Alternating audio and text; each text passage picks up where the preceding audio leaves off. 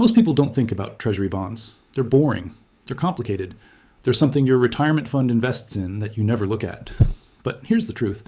US Treasury bonds are the foundation of the entire global financial system. Everything, and I mean everything, is built on the assumption that US government debt is safe, liquid, and will always find buyers. Let me explain why this matters. The US government in February 2026 has about $38 trillion in debt. That's trillion with a T. That's roughly 123% of GDP.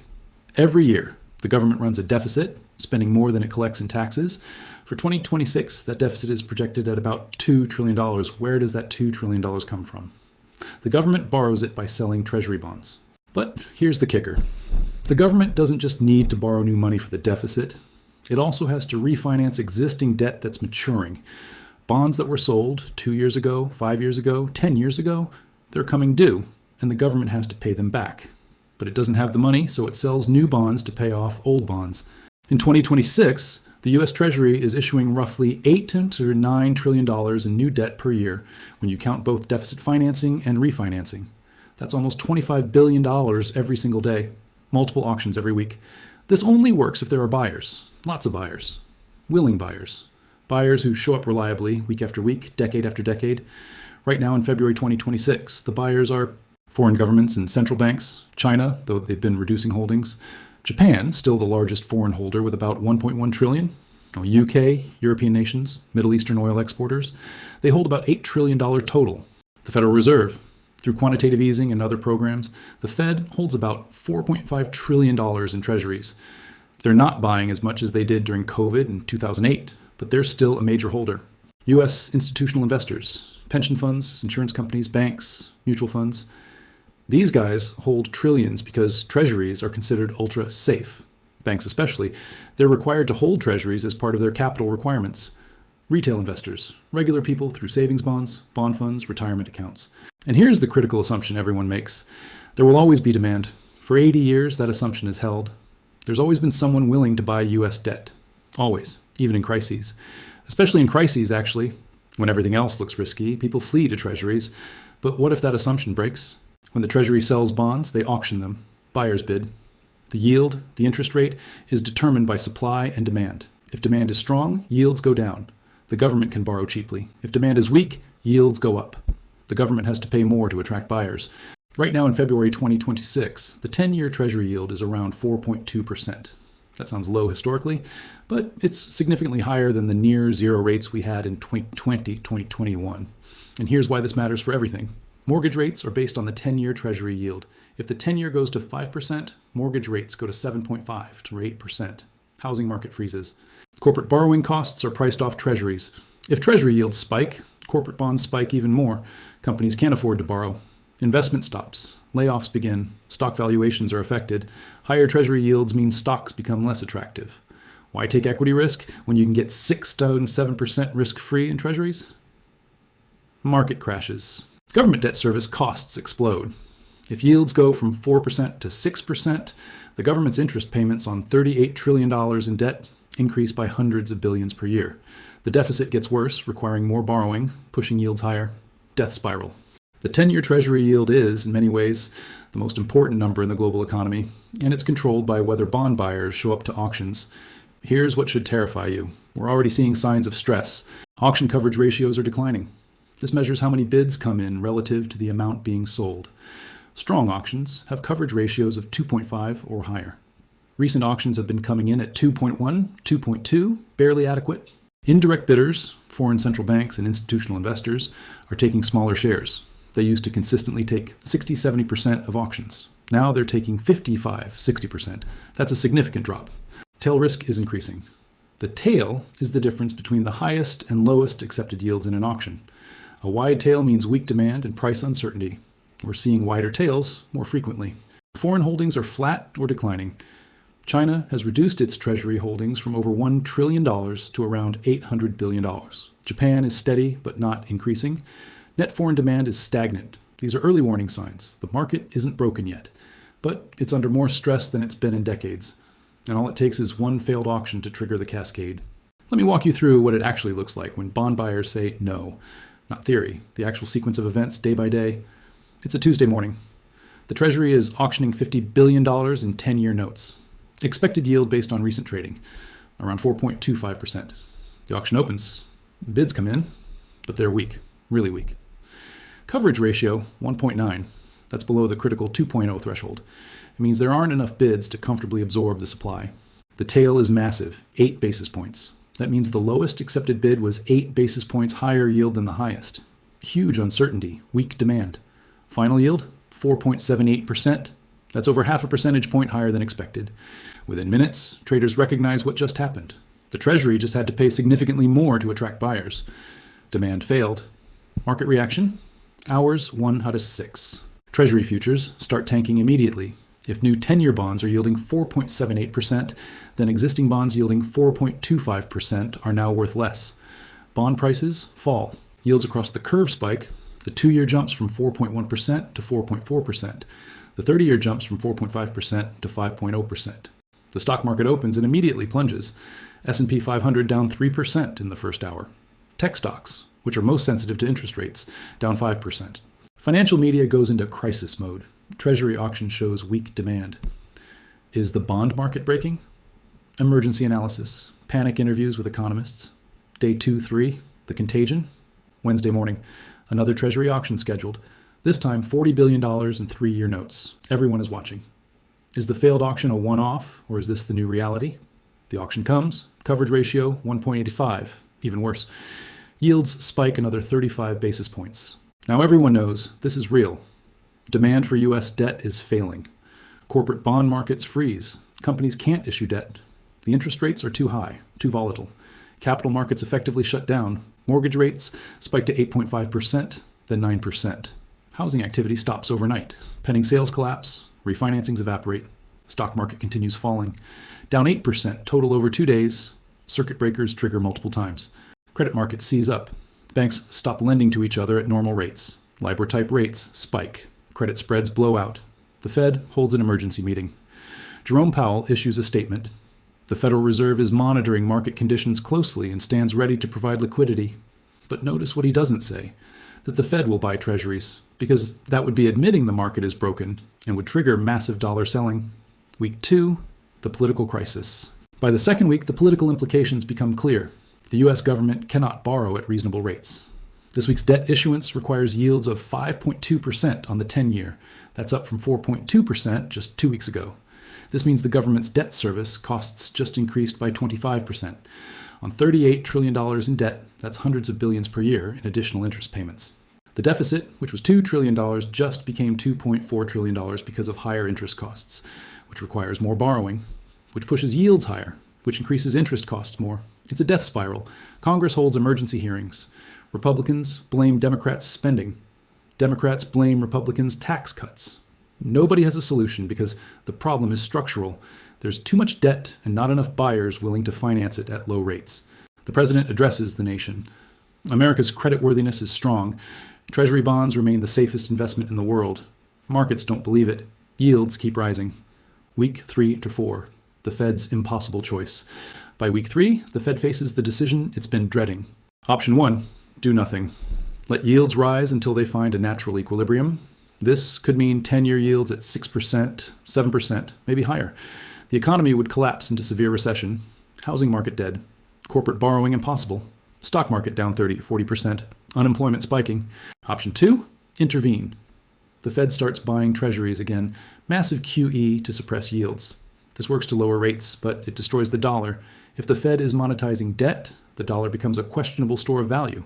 International holders dump treasuries in dollars. Inflation accelerates. Option 3, capital controls and financial repression. Force U.S. banks to buy treasuries. Impose requirements on pension funds. Maybe even restrictions on money leaving the country. This works to create artificial demand, but destroys confidence in U.S. financial markets. The Fed chooses option 2. They announce $200 billion per month in treasury purchases. Temporary market stabilization operations. Yields stabilize around 5% initially, but the dollar collapses. EUR USD hits 1.20. DXY index down 15% from pre-crisis levels.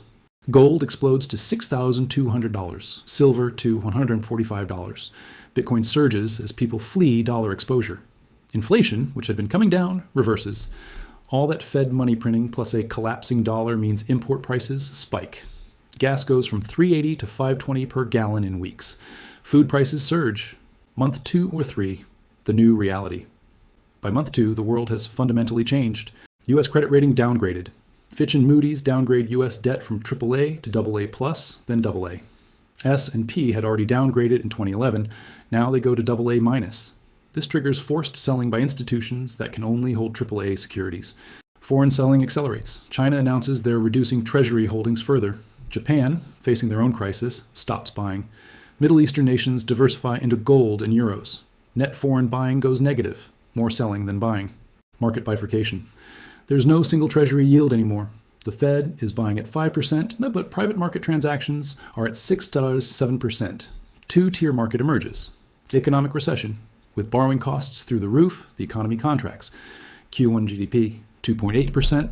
Q2 projecting 3.5%. Unemployment jumps from 4.1% to 5.8% and rising. Government shutdown threats.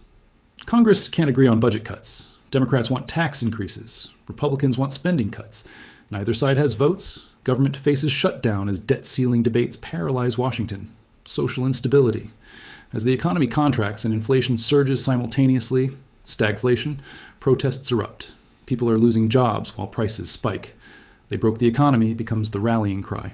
This isn't just an American crisis. Because Treasury bonds are the foundation of global finance, the crisis spreads. European banks hold hundreds of billions in treasuries. As Treasury prices fall, bank balance sheets are impaired. Several banks need emergency support. European Central Bank forced to intervene.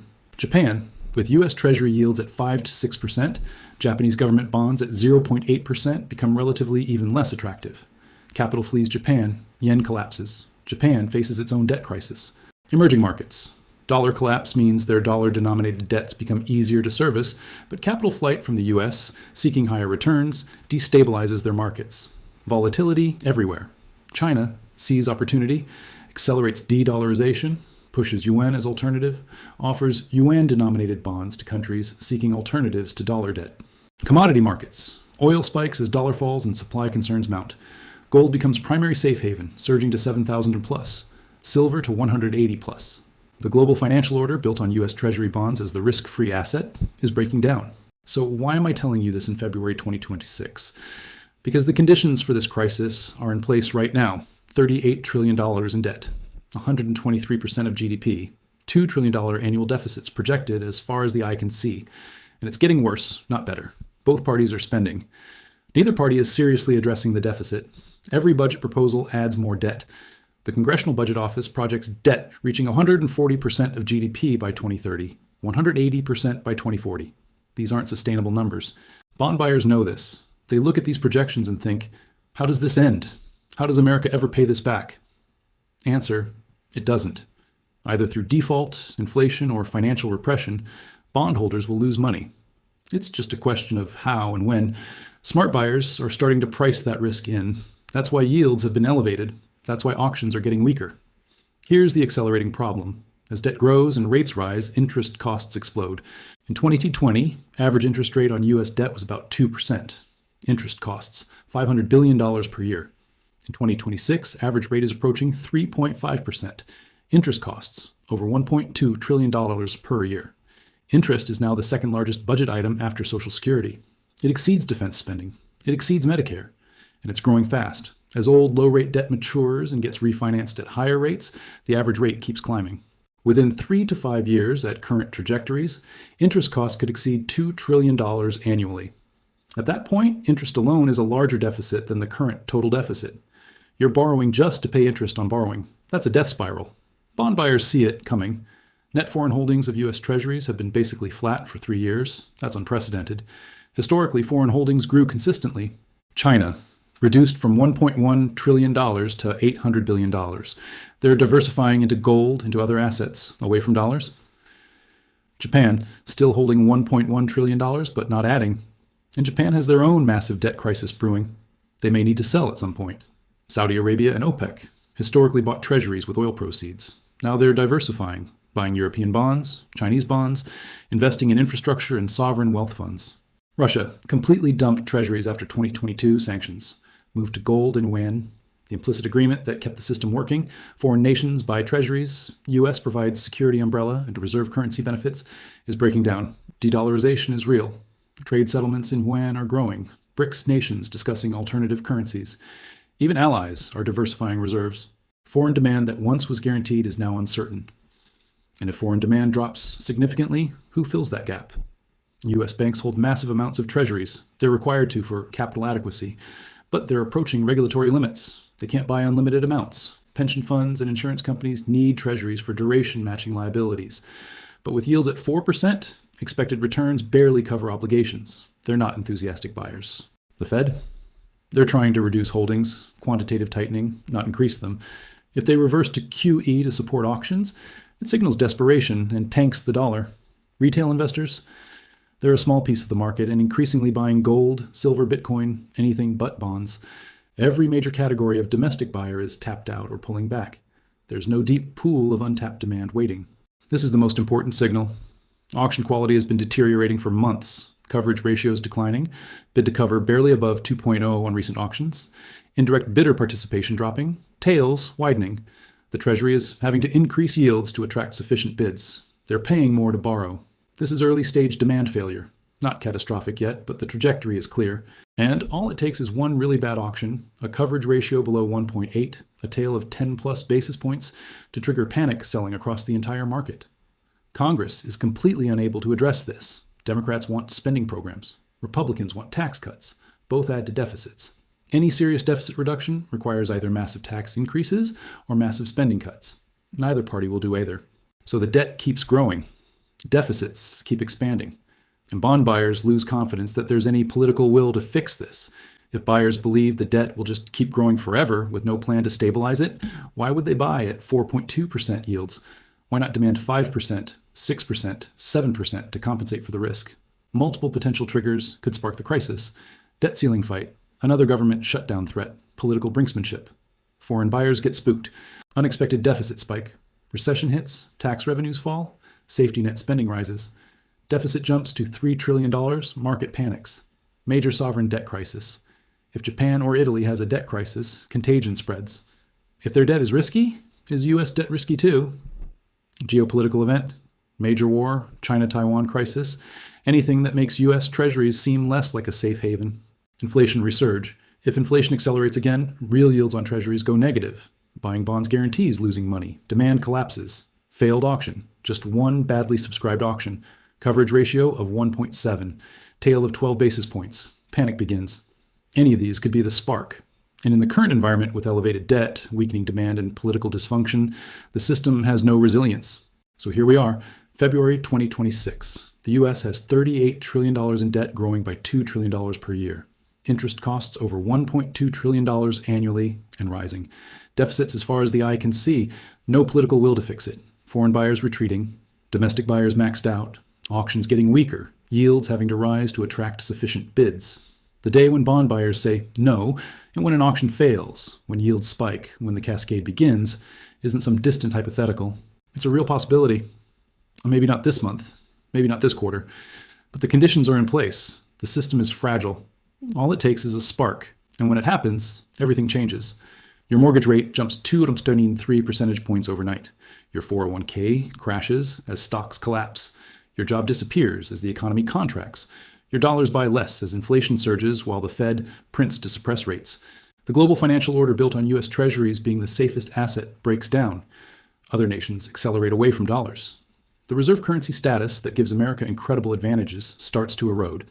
This isn't fear-mongering. This is math. You cannot indefinitely borrow 8 to 10% of GDP annually while debt grows faster than the economy. At some point, bond buyers demand compensation for that risk. And once they do, the interest costs accelerate the debt spiral. We're not there yet, but we're close. Closer than most people realize. The only question is whether America addresses this before bond buyers force the issue, or whether we wait until the day buyers say no and the crisis becomes unavoidable. Right now, in February 2026, we're still waiting, still assuming buyers will always show up. But assumptions don't last forever, and when this one breaks, it breaks fast. The question isn't if anymore, it's when. And that when is getting closer every day.